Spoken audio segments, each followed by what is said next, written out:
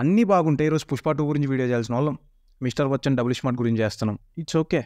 ఇది నా ఒపీనియన్ మాత్రమే, రివ్యూ కాదు. సుత్తి లేకుండా ఏ టెక్నీషియన్ని, ఫిల్మ్ మేకర్ని కించపరచకుండా ఫ్రాంక్గా చెప్పాలంటే it's better to avoid both the films. ఒక సినిమా ఏమో నా ఓపికను పరీక్షిస్తే, ఇంకొకటి నా మెమరీ పవర్ని పరీక్షించింది. 'మిస్టర్ బచ్చన్' ఏమో వీడి సినిమా అయ్యేంతవరకు థియేటర్లో కూర్చొని చూడగలడా లేదా అన్న ఓపికను పరీక్షించింది. ఎలా ఉంది థియేటర్ దగ్గర? మంచి గోలగోలగా ఉన్నట్టుంది. మామూలుగా లేదు సార్, బేపచ్చగా ఉంది సార్. ఏంటి 100 రోజులు చెప్తున్నారా? అంటే మన ముందు 200 డేస్ కూడా చెప్తున్నారు సార్. మన ముందు చెప్పడం అంటే వెనకాలకు తగ్గిందా? అంటే తగ్గడం కాదు సార్, మ్యాట్ని కూడా చూసేసి ఎంత డిజాస్టరో చెప్తాను సార్ మీకు. సీరియస్లీ రవణ్ అంటే చాలా అభిమానం నాకు. ఆయన కామెడీ టైమింగ్, వెటకారం, ఎనర్జీ, పర్ఫార్మెన్స్, ఎవ్రీథింగ్. బట్ ఏ ఒక్కటి ఈ సినిమాని కాపాడలేకపోయాయి. ఒరిజినల్ సినిమాలు చేయడం ఈజీ, రీమేకులు చేయడం చాలా కష్టమని హరీష్ శంకర్ గారు ఏదో ఇంటర్వ్యూలో అన్నట్టు గుర్తు. మేబీ హరీష్ శంకర్ గారు అంత కష్టపడ్డం మానేసి ఈజీగా అయిపోయే పనులు చేస్తే బెటర్ ఏమో. మీ కష్టం మేము చూడలేకపోతున్నాను సార్. మీరు ఈజీగా చేసిన 'సుబ్రహ్మణ్యం ఫర్ సేల్', 'డీజే', 'మిరపకాయ్' ఇవే చాలా బాగున్నాయి. And heroine got some good talent. డాన్సులు కూడా చాలా బాగా చేసింది, పర్ఫార్మెన్స్ కూడా బాగుంది.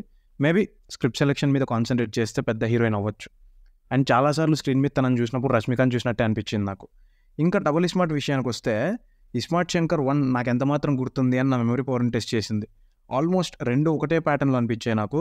సినిమా చూసినంతసేపు ఆ సినిమాలో కూడా సేమ్ ఇలానే జరిగింది కదా, అక్కడ కూడా సేమ్ ఇలానే పాట వచ్చింది కదా, పాట తర్వాత ఇలానే ఫైట్ వచ్చింది కదా అని అనుకుంటూ ఉన్నా.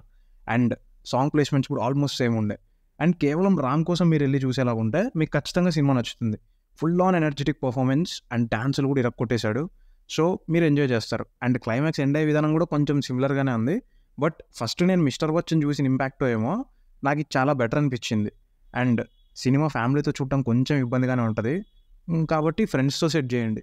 సో డబ్బులు తక్కువ ఉన్నాయి ఆర్ అస్సలు లేవు, అయినా సరే ఒక మంచి సినిమా చూడాలి అనుకుంటున్నాం అనేలా ఉంటే మాత్రం ఇంకో వారం ఎప్పుడైనా మంచి సినిమా వచ్చినప్పుడు చెప్తాను. అప్పటిదాకా మనీని సేవ్ చేసుకోండి.